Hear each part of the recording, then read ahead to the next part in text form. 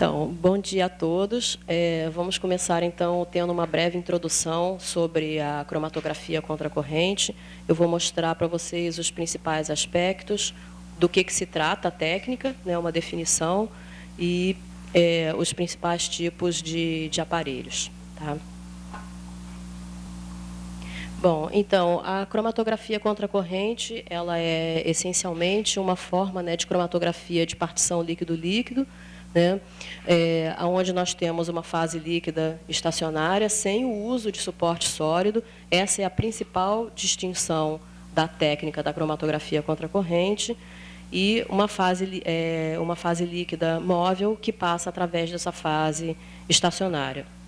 Bom, outra principal característica da cromatografia contracorrente é que as duas fases são líquidas.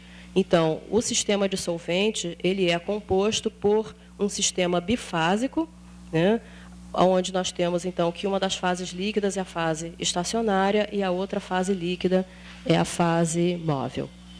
Principais vantagens da técnica. A primeira delas é a versatilidade em relação aos sistemas de solventes.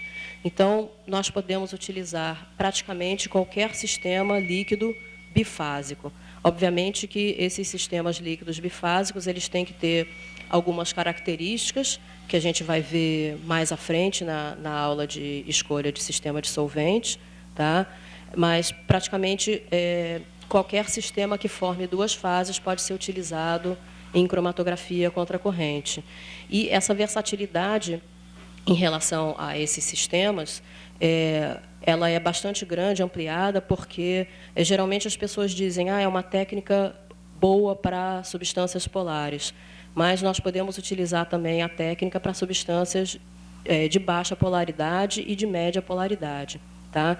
Isso porque nós podemos utilizar sistemas não aquosos, sistemas bifásicos não aquosos, né, onde, como, por exemplo, a gente vai ver hexanoacetonitrila, hexanometanol, para substâncias de baixa polaridade. Então, ainda em relação à versatilidade, em relação aos sistemas de solventes, ali eu coloquei fase móvel, né? Então, a fase móvel pode ser tanto a superior quanto a inferior, vocês vão ver hoje à tarde no aparelho como isso é possível, né? A versatilidade em relação à quantidade de amostra, essa é uma técnica que é principalmente uma técnica preparativa. Tá? Então, para nós que trabalhamos com produtos naturais e precisamos, às vezes, ter uma quantidade grande de material para testes biológicos, essa técnica ela é bastante indicada por ser uma técnica principalmente preparativa. Apesar de que, obviamente, ela pode ir desde uma escala de miligramas até microgramas, até quilogramas hoje em dia. Tá? Vocês vão ver nas aulas mais para frente que, com os equipamentos mais modernos, a gente pode ir até a escala de quilogramas. Em relação ao tipo de amostra também, praticamente qualquer tipo de amostra pode ser separado através da cromatografia contracorrente, sem necessidade de pré-purificação, o que, por exemplo, nos processos industriais é uma grande vantagem, e até na escala de laboratório também, nós temos trabalhado na separação de substâncias de síntese orgânica, onde a reação é diretamente colocada do balão no aparelho, sem necessidade de pré-purificação. Então, isso representa também uma grande vantagem. Em relação à resolução, a cromatografia contracorrente dá uma boa resolução, tem uma boa reprodutibilidade também, vocês vão ver mais à frente nos exemplos. É uma técnica econômica, principalmente em relação à quantidade de solvente que é utilizado.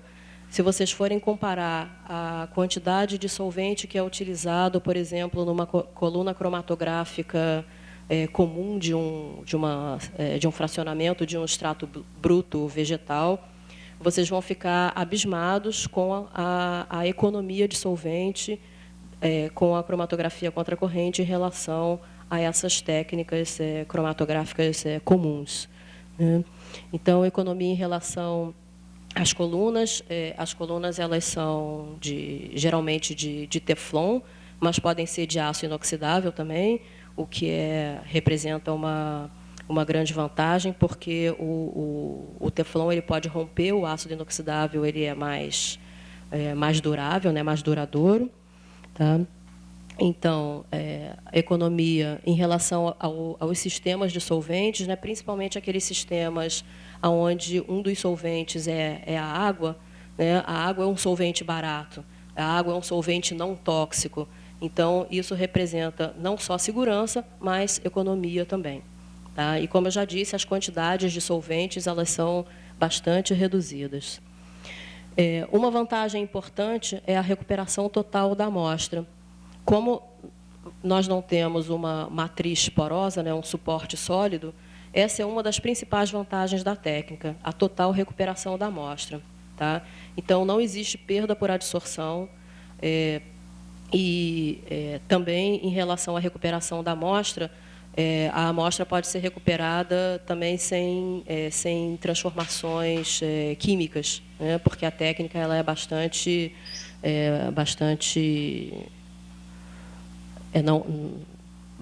sutil, né? Então, outra coisa importante também é a recuperação da atividade biológica, né? Como nós não temos sílica, né, e outros suportes porosos, a alteração química da amostra ela é bastante reduzida. Eu não vou dizer que não existe, porque quando a gente dissolve uma amostra numa mistura de solventes, ela está sujeita a sofrer alterações, mas essas alterações elas são mínimas, né, comparadas com as alterações que as amostras podem sofrer quando elas são dissolvidas, quando elas entram em contato com a sílica. Bom, o princípio fundamental da técnica.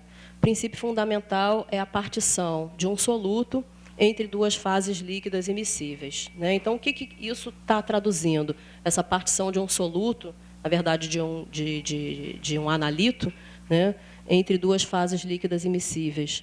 Isso daí está mais ou menos definindo o coeficiente de partição que a gente vai ver mais à frente. Então, vocês aprenderam lá na química orgânica experimental, né, que a extração, quando a gente faz uma extração líquido-líquido para ter uma purificação, uma única extração ela não é suficiente. Tá? Então, a gente aprendeu lá que, quando nós fazemos uma purificação através de extração líquido-líquido, o ideal é que se faça várias extrações, né? Ou seja, extrações múltiplas, para aumentar a eficiência do processo. Né? Então, essas extrações múltiplas elas vão possibilitar, então, explorar essas pequenas diferenças, né, das propriedades de partição, representadas aqui pelo coeficiente de distribuição, KD, de várias substâncias envolvidas na separação.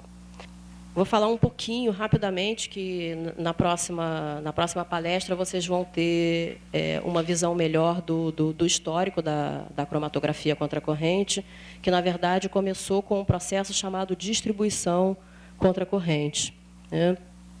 Aqui nós temos representados, então, diversos tubinhos de ensaio, né, onde nós temos aqui a fase líquida estacionária, né, representada por essa parte escura, achurada, né, e onde aqui nós temos um fluxo de fase superior. Né? Então, justamente para explorar essas propriedades extrativas de uma mistura bifásica. Né? Então, o primeiro equipamento existente no mercado, ele foi idealizado por Craig e Post, eu vou mostrar mais à frente, que consistia de uma série de tubos de ensaio contendo a fase estacionária, onde um fluxo de fase móvel é passado através desses tubos. A amostra é colocada aqui no primeiro tubo e nós temos esse fluxo, então, transportando o soluto de acordo com o seu coeficiente de distribuição. Tá? Aqui nós temos a diferença básica, né, da distribuição contracorrente para o processo da cromatografia contracorrente, é que nós temos estágios bastante definidos, né, ou seja, é como se eu tivesse vários funis de separação conectados entre si. né? Então, eu tenho a fase de agitação, depois a fase de decantação, né, onde os solventes que ficaram emulsionados, né, eles vão decantar e o próximo passo, então, é a transferência da fase móvel. Uma coisa importante a ser dita aqui é que, nesse tipo de processo, só a fase superior é que funciona como fase móvel, por causa da geometria do equipamento. Vocês vão ver mais à frente.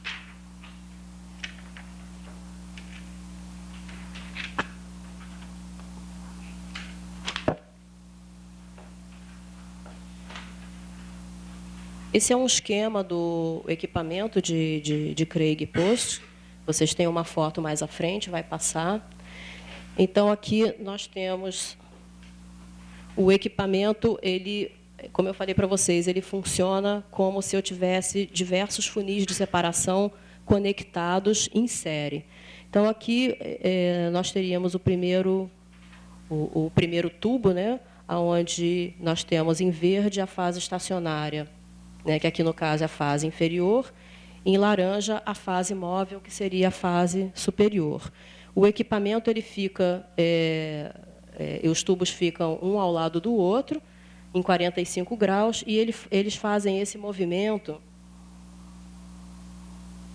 tá, desse tipo, onde eu tenho a agitação das duas fases. Então, esse movimento mimetizando mesmo o movimento que vocês fazem com a ampola de separação no laboratório para agitar as duas fases. Tá?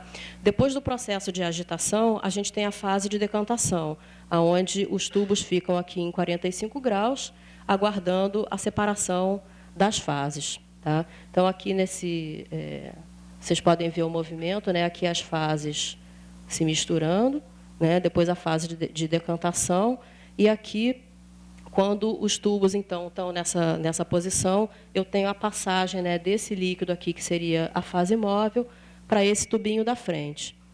E quando o equipamento então volta para essa posição aqui, original, eu tenho a passagem dessa fase móvel, né, o líquido cor de laranja, passa para o tubo seguinte.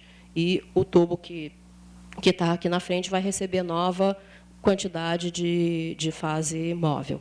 Tá? Então, esse é o processo da distribuição contracorrente. Para vocês entenderem melhor, que assim fica meio, talvez um pouquinho complicado, então vamos fazer de conta que a gente tem uma substância com coeficiente de partição igual a 1, para vocês entenderem como é que é o processo, né? E aqui eu tenho uma série de tubos de ensaio e eu vou começar, então, a fazer a extração líquido-líquido dessa substância com coeficiente de partição igual a 1. Então, ali no tubo número 0, que eu chamei de tubo número 0, depois de feito esse processo, né, de agitação e decantação, eu vou ter metade da substância na fase superior e metade da substância na fase inferior, né?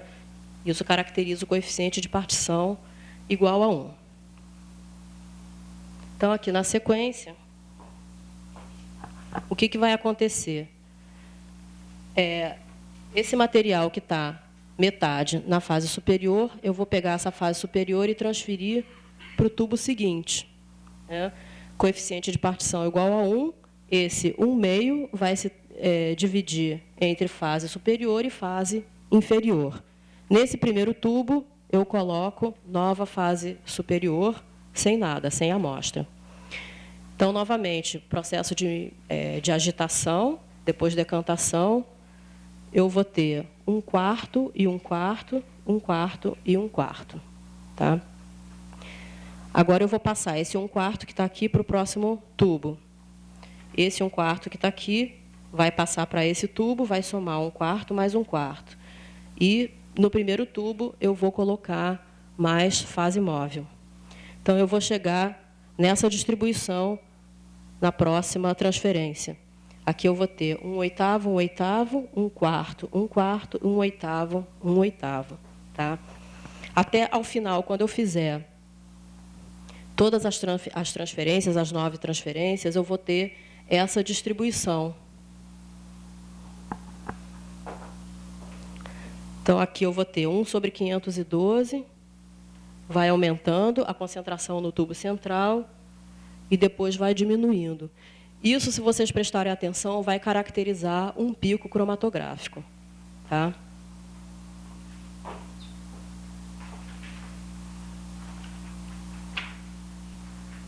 Então, aqui eu coloquei, é mais para vocês terem uma ideia, vocês podem até, se vocês quiserem, montar o próprio aparelho de vocês, né, conectando os tubinhos, né, fazer essa experiência. Então, aqui seriam os modos de utilização do aparelho de Craig e Post. Isso aqui é mais uma questão histórica, mas eu acho que ajuda vocês a entenderem o processo. Né? Hoje em dia, os equipamentos modernos, o processo de separação é um pouquinho diferente, né, do que a gente está mostrando aqui, mas eu acho que isso ajuda a ilustrar o que acontece. Né? Então, aqui a gente teria, né, nessa primeira transparência, a distribuição fundamental. Né? Então, imaginando que eu tenha uma mistura com 3 substâncias, onde os coeficientes de partição são 2, 0,6 e 0,25. E aqui eu tenho uma série de 50 tubos conectados, onde eu vou fazer 50 transferências.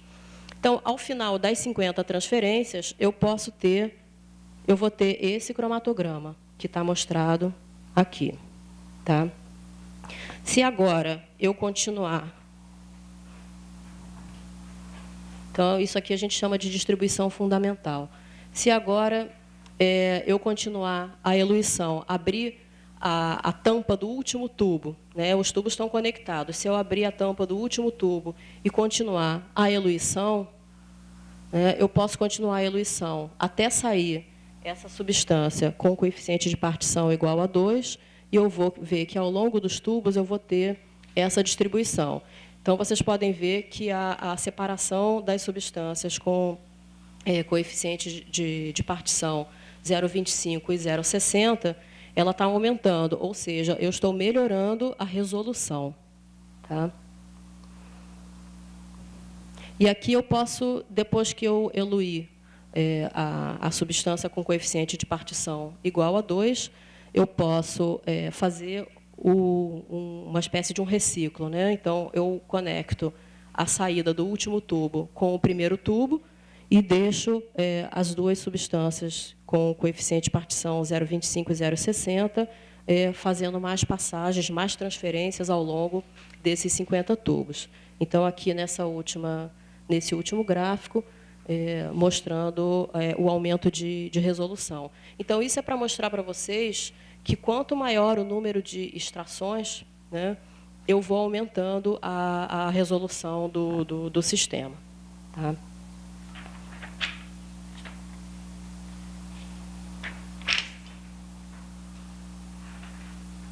Então, aqui, só para ilustrar, esse é o aparelho, né, de Craig Post. Esse equipamento eu usei na Itália, no meu doutorado. Né, onde aqui a foto está meio ruim, mas dá pelo menos para vocês terem uma ideia de como ficam os diversos tubos, né, um do lado do outro. Tá? Eles são conectados e, por aquele movimento que eu mostrei para vocês, a gente vai tendo a passagem, né, de fase móvel através de cada tubinho. Uma coisa que eu queria ressaltar aqui é a engenhosidade desse equipamento, porque ele não tem bomba para impulsionar o solvente. É todo baseado em equilíbrio hidrostático. Então, assim, é uma obra de arte de engenharia, esse equipamento. Vocês imaginem um equipamento desse tipo sem uma bomba para impulsionar o solvente. Então, realmente, eu posso me considerar privilegiada de ter trabalhado com esse equipamento, que eu considero uma obra de arte. Tá? Claro, desvantagens dele, esse é um equipamento de 200 tubos, ele ocupava uma sala inteira, né? E é de vidro, né? Isso é uma grande desvantagem, porque vidro quebra. Se você não tiver um bom vidreiro, né, fica complicado em relação a peças de reposição. E, hoje em dia, né, os laboratórios cada vez menores não comportam um equipamento desse tamanho, ocupando tanto espaço. Tá? Mas é um excelente equipamento. Esse de 200 tubos, eu cheguei a carregar 8 gramas de extrato bruto nele. Tá? Então, os diversos tipos, né, de cromatografia contracorrente, eles estão ligados diretamente ao tipo de equipamento. Aqui está mais ou menos em ordem cronológica. Depois o professor Conway vai falar para a gente sobre a história e falar sobre como surgiram os equipamentos. Então, a gente tem ali cromatografia contracorrente de gotículas. Esses termos que eu estou colocando em português é uma tradução aproximada. Eu estou colocando ali, entre parênteses, as siglas em inglês, porque é como vocês vão achar na literatura. Então, DCCC quer dizer Droplet Countercurrent Chromatography. Tá? Depois, nós temos cromatografia contracorrente de rotação locular, RLCC, que é Rotation Locular Countercurrent Chromatography. E depois vieram, então, os métodos de cromatografia contracorrente com força centrífuga, né, os equipamentos centrífugos. Então, eu coloquei ali a sigla CPC, que quer dizer... na verdade, essa sigla, depois, quando a gente falar de nomenclatura, vocês vão ver que ela quer dizer duas coisas. Né? Então, Centrifugal Partition Chromatography ou Coil Planet Centrifuge. Tá? Isso tem a ver, tem motivos históricos, né? Razões históricas. A gente tem basicamente dois tipos de equipamento, que são os equipamentos onde a gente tem uma espiral enrolada ao longo de um suporte. Tá? Geralmente, esses equipamentos que têm essa espiral são chamados de HS e CCC, e essa sigla, em inglês, quer dizer High Speed Countercurrent Chromatography, porque essas centrífugas elas giram a alta velocidade, tá? Entre 800 e alguns equipamentos até 2.000 rotações por minuto. Tá? E os equipamentos de cartucho, na verdade, os mais antigos são de cartucho. Hoje em dia, os compartimentos eles são gravados no próprio disco, né? São discos empilhados, vocês vão ver depois, mais à frente. E esses de cartucho, eles são, a técnica é chamada de CPC, né? Centrifugal Partition Chromatography. Tá? Então, justamente para evitar a confusão de duas siglas, né? Na verdade, são duas siglas iguais que querem dizer coisas diferentes, então convencionou-se que os equipamentos de espiral seriam chamados, então, de HS-CCC, e os equipamentos de cartucho, né, ou de compartimentos, eles seriam chamados, então, de CPC, né, a técnica. Tá? Então, como é que funciona a cromatografia contracorrente de gotículas? Nós temos o modo ascendente e o modo descendente. São vários tubinhos, né, como está representado ali na figura. Nós temos vários tubos conectados em série, né, através de conexões, né, de junções, e aonde ali, por exemplo, em azul está representado a fase estacionária e em amarelo está representado a fase móvel. Então, quando a gente diz que pode ter um modo ascendente ou descendente, no caso ascendente, que é o que está mostrado ali, é que eu tenho que a fase móvel é a menos densa. Então, ela vai entrar pela parte de baixo do tubo e, como ela é a mais leve, ela vai subir. Tá?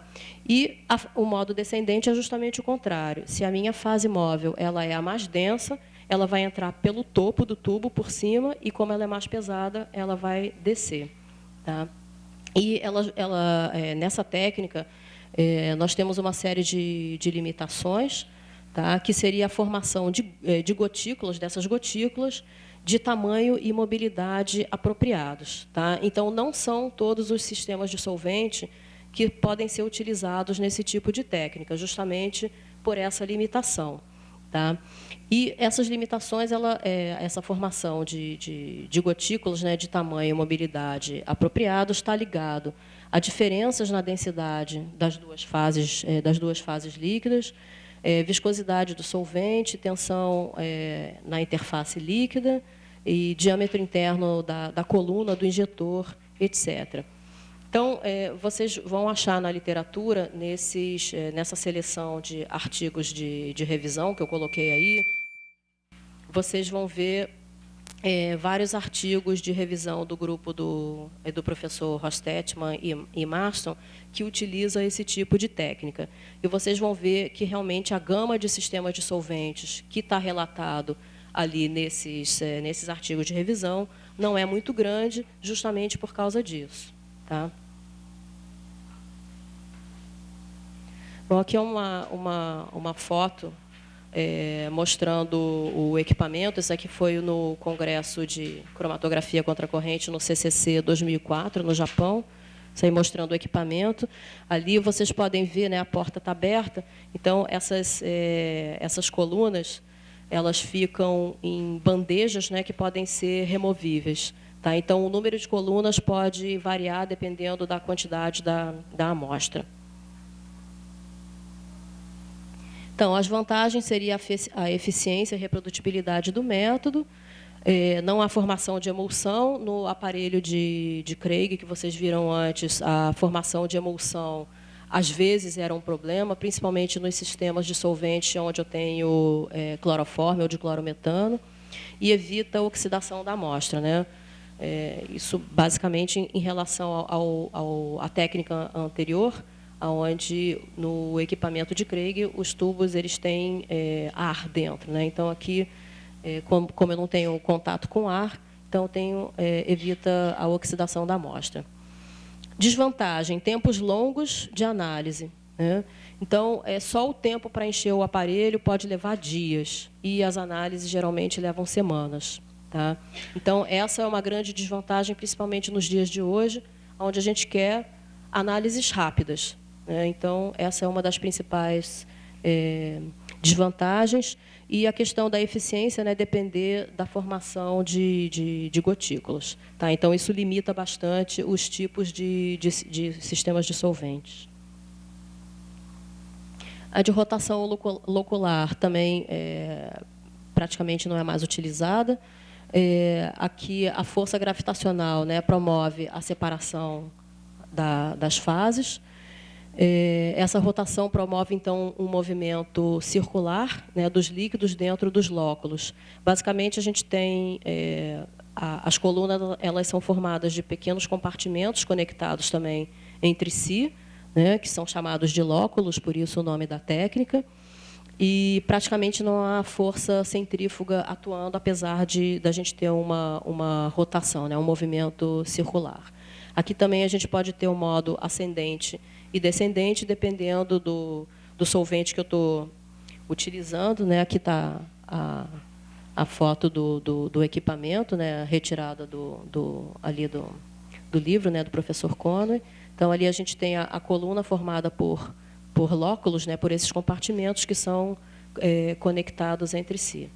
Geralmente, esses equipamentos eles não dão muito boa resolução.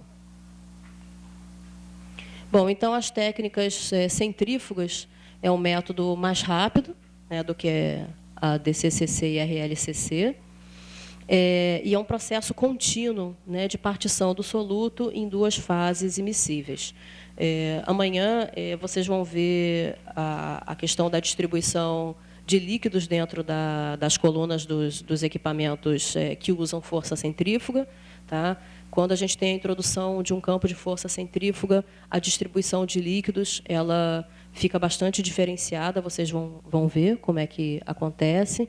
E eu coloquei ali, as colunas elas podem ser em espiral, né, vários tipos de espiral, a gente vai ver também que existem diversos tipos, mas os equipamentos comerciais utilizam colunas em espiral em camadas múltiplas, tá? E os aparelhos de cartucho. Então, aqui existe uma diferença básica nesses equipamentos, né, onde, por exemplo, a gente tem em relação aos eixos de rotação. Tá? Então, esses equipamentos onde a gente tem uma força centrífuga, um campo centrífugo, a gente tem, basicamente, os que utilizam equilíbrio hidrostático, onde existe um eixo só de rotação, apenas um eixo de rotação, que está exemplificado aqui à esquerda. Tá? E ali à direita, a gente tem o equilíbrio hidrodinâmico, onde nós temos 2 eixos de rotação. Então, nós temos um eixo central, que geralmente é referenciado como eixo solar, tá? E o eixo que a gente chama de eixo planetário, que é o eixo da coluna, onde nós temos a coluna, então, girando ao longo do seu próprio eixo e ao longo do eixo solar. Tá? Então, fazendo um movimento planetário. Tá, ok? Então, quando nós temos esses 2 eixos, nós temos o equilíbrio hidrodinâmico das fases líquidas dentro da coluna. Quando nós temos apenas um eixo de rotação, nós temos o equilíbrio hidrostático dentro da coluna.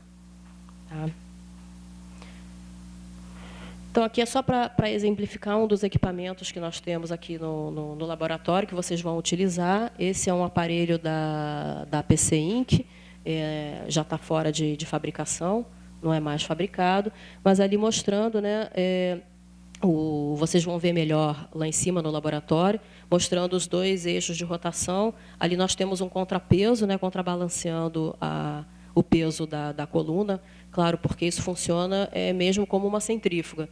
Então, a gente tem um contrapeso balanceando.